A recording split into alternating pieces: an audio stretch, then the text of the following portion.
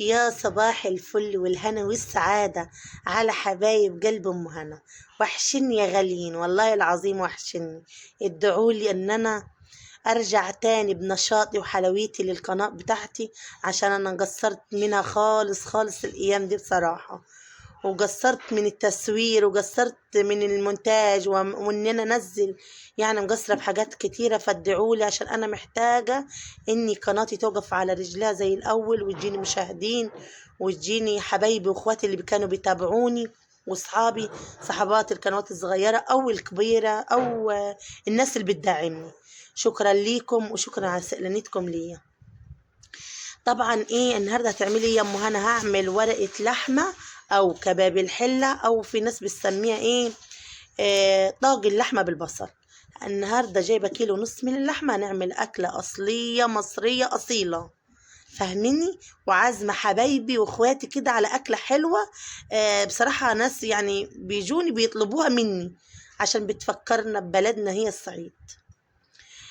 جبنا كيلو ونص من اللحمه. طبعا اللحمه بتاعتي ما كانش فيها دهون، قطعت اللحمة قطعة صغيرة كده عشان تطيب معايا بسرعة، عشان أنا مش هسلقها. هعديها صدمة بس كده في معلقتين زيت. واللحمة بتاعتي شايفينها ما شاء الله ما فيهاش دهون، فأنا حطيت لها معلقتين من الدهن أو سمنة أو أنتوا اللي عايزينه. فحمرتها كده زي ما انتوا شايفين. لازم الصدمة دي الورقة اللحمة أو كباب الحلة اللي احنا هنسموه. بصراحة بتبقى طعمها جميل وما بتخسش معانا، يعني هيفضل على وضعها دي. وبكنا بقى هنعمل ايه؟ مقطعه برضو كيلو ونص من البصل. صلاتكم على النبي، زي ما كيلو ونص من اللحمه كيلو ونص من البصل. هندوها تشويحه كده، تشويحه بسيطه، عايزاها اللون الاصفر الحلو. مع احترامي بقى اللي بيعمل كباب الحله ده، جربوا الطريقه دي وهتدعوا لي فيها. ذره من الملح، وندوها تقليبه بقى كده في الحله. يا دوب البصله تشمع كده، يعني بص شايفينها بيجت ازاي. ونحط الثوم المفروم والفلفل. الثوم المفروم دي لازم حاجة أساسية. جربوا الطريقة دي يا جماعة على طريقة أم هنا. تنسيش اللايك والاشتراك يا حبايب قلبي، عشان انتوا كسلتوني من قلة التفاعل دي، كسلتوني ان انا انزل فيديوهات.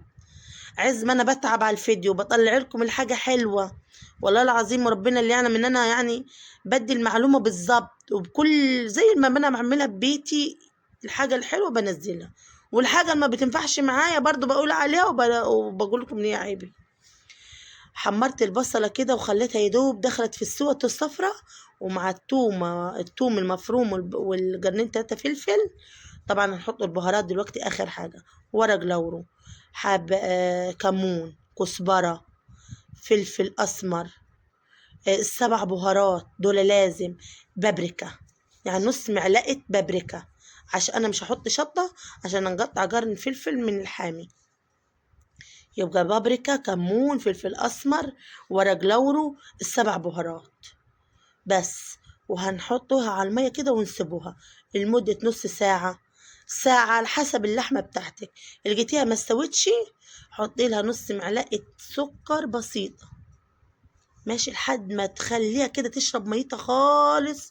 ولحم يعني تشرب مع البصل مع البهارات مع الشوربة، تشرب خالص. شوفوا بقى انت الصوص بتاعها تخلوه بالظبط. شايفين ازاي الجمال؟ ما شاء الله عليها. كانت أكلة عسل. وحبايبي اللي جوني واصحابي واخواتي اللي اكلوا منها، والله العظيم بيقولوا احنا لما بنطلب منك يا ام هنا بنطلب الاكله دي عشان بتفكرنا بلدنا الحلوه الجميله، كل اكلاتنا الصحيه الجميله. طبعا الملوخيه الخضرة الجميلة دي أم عرق، أنا عملتها معكم كذا مرة، فأنا ما حبيتش أوريكم الطريقة بصراحة.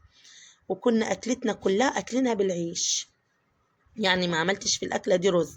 بص ما شاء الله عليها، هاكل بص وليمون مع مخلل والملوخية. واللحمة بتاعتي دي كانت عسل يا ولاد، عسل. وطبعا والبصلة دي شو يعني التجلية بقى، حبة التجلية دول الصوص طلع عسل فيهم كل البهاريز بتاعت اللحمة والحاجات دي. وكانت أكلتنا حلوة وجميلة.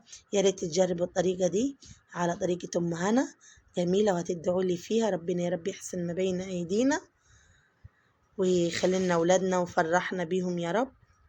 فأتمنى من كل حبايبي وأصحابي كل اللي شافوا الفيديو يحطوا اللايك والاشتراك. في رعاية الله وحفظه، مع السلامة.